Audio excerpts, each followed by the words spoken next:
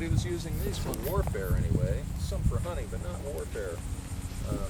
Menendez, when he comes here, he has 200 soldiers that carry the type of gun that we demonstrate over there, the natural arquebus.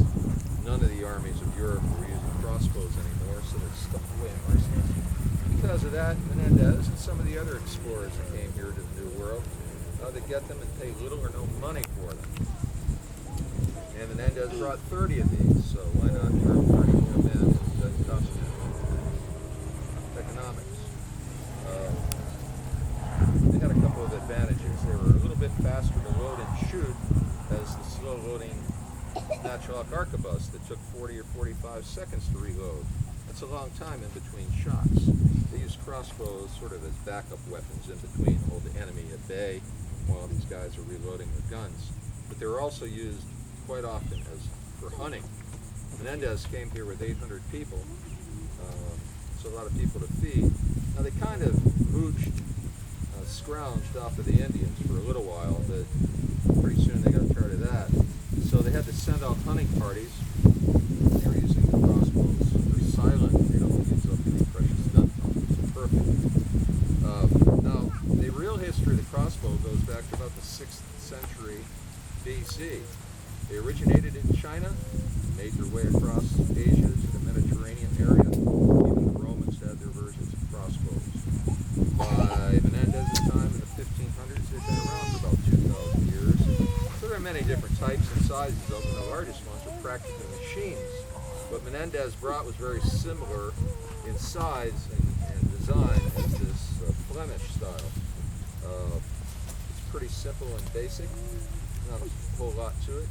You've got the main wooden stock they called the tiller. The bow was known as the prod or the limb. The bowstrings.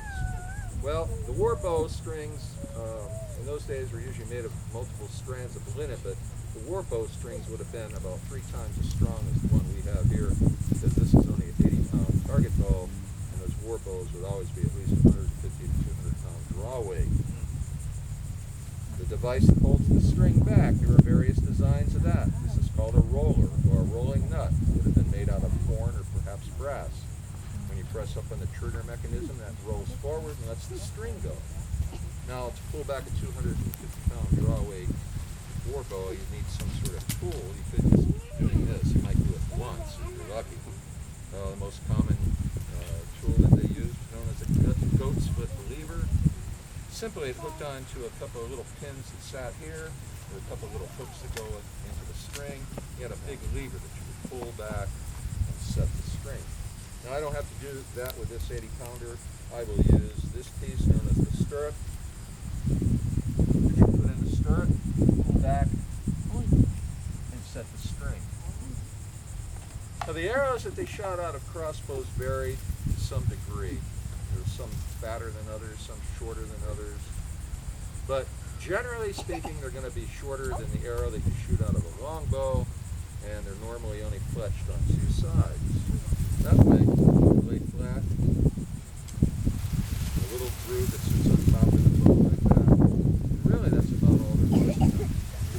Normally, it's kind of the sights of them, so it's really just a matter of aiming down the shaft and holding. So, let's see what happens. Good wind. Wow. Don't look Mine's happy. the one that wanted to send it. In case you didn't see that. It went so fast. One thing about the crossbow, it was much faster to load and shoot than the gun, which was very slow loading.